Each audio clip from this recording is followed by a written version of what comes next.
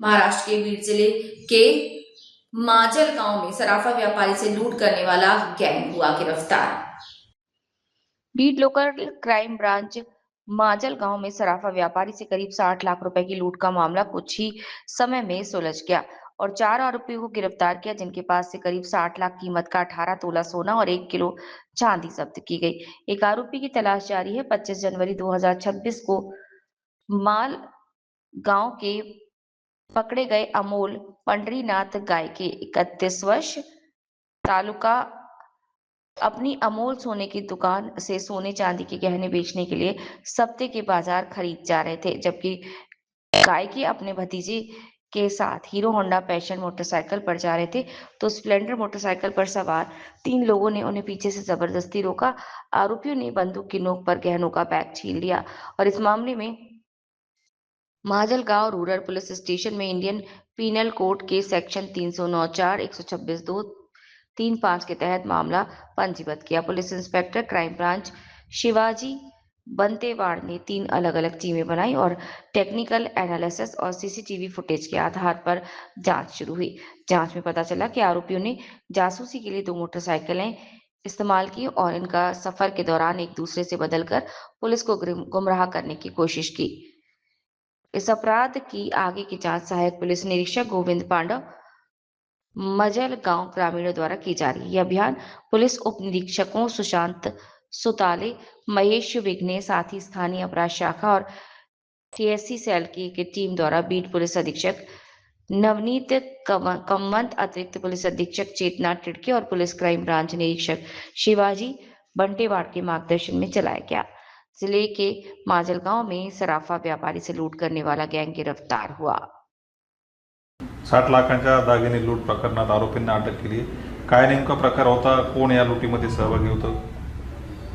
25 तारीखला सकाळी 9 वाजताच्या जवळ एक सोनार माजलगाव ग्रामीणची हद्दीमध्ये ज्वेलरी घेऊन तो गावामध्ये चालला होता। तिथे त्यांच्यावर दरोडा पडला होता। त्या दरोड्यामध्ये 2 बाईकचा वापर झाला होता। त्यांना धारदार शस्त्र दाखवले होते आणि त्यांच्याकडून 60 लाखाचा मुद्देमाल दरोडाखोर लोकांनी घेतले होते। हा खूप ट्रिकी क्राइम होता, जिथे आमच्या पोलिसांकडे कुठल्याही प्रकारचा क्लू नव्हता। त्याच्यानंतर लोकल क्राइम ब्रांच बीडनी 3 टीम तयार केली। सगळे तांत्रिक टेक्निकल एव्हिडन्सेस त्याच्यामध्ये बघितले, लोकल सोर्सेस त्याच्यामध्ये बघितले आणि टीमनी वेगवेगळी ठिकाणी कोण आला, कोण बाहेर गेला माजलगावमध्ये सगळं तपास बारकाईने बघून हा गुन्हा उघडकीस आणलेला आहे फक्त 4 दिवसमध्ये। त्यामध्ये आतापर्यंत आम्ही 4 आरोपी त्याच्यामध्ये अटक केलेले आहे आणि 18 तोला गोल्ड आणि सिल्वर त्यामध्ये रिकवर झालेला आहे। 4 आरोपीला अटक केलेला आहे, 1 आरोपी ॲब्स्कॉन्डिंग आहे। हा गुन्ह्यामध्ये एलसीबीनी खूप चांगल्या प्रकारे जेवढे पोलिसांकडे फॅसिलिटीज राहतील सगळे वापरून टेक्निकल लोकल इंटेलिजन्स टीमवर्क सगळे वापरून फास्टेस्ट त्याला रिकवर केलेला आहे आणि उरलेला आरोपी त्याच्या बाबतीत आमची टीम बाहेर आहे आणि ह्याच्यामध्ये सगळे आरोपीच्या पास्ट क्रिमिनल हिस्ट्रीचा अभ्यास करून त्यामध्ये मकोका लागू शकते की नाही त्याच्यावर आमचं काम चालू आहे। सर, काय नेमका उद्देश होता या चोरी करण्यामागे आणि हे जे तो लूट करणारे आहेत ते सराईत आरोपी आहेत किंवा काय नेमकं? हे जे लूट करणारे आहेत त्यामध्ये आतापर्यंत जो सगळ्यांचा यांचा फीडबॅक आहे, त्यांचा पास्ट बॅकग्राऊंड आहे। एक होता तो बेसिकली कारागीर होता, सोनारकडे कारागीर होता। 2 लोकांना माजलगाव शहरमधून तडीपार झाले होते, एसपी ऑफिस बीडच्या आदेशावरून ते तडीपार झाले होते।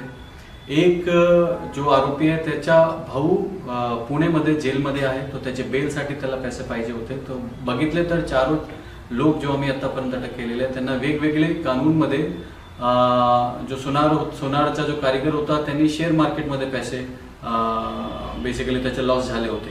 तो सगळे लोकांना पैशाची गरज होती आणि त्यांना हा माध्यम त्यांना इझी वाटला, त्यामुळे त्यांनी ही चोरी केलेली आहे। मकोका संदर्भातची प्रक्रिया या संदर्भात सुरू असल्याचं देखील तुम्ही सांगितलं, त्या संदर्भात काही प्रस्ताव पाठवणार आपण? याच्यामध्ये सगळे आरोपीच्या आम्ही पास्ट क्रिमिनल बॅकग्राऊंड अनालिसिस करणार। जसं मी सांगितले 2 आरोपी त्याच्यामध्ये तडीपारचे होते, तो डेफिनेटली त्यांच्यावर पास्ट क्रिमिनल हिस्ट्री असेल आणि बाकी 1 आरोपी ॲब्स्कॉन्डिंग आहे। तो सगळे लोकांचा तपास करून मकोका लावू शकते की नाही कायद्याप्रमाणे त्याच्यावर आमचा अभ्यास सुरू आहे।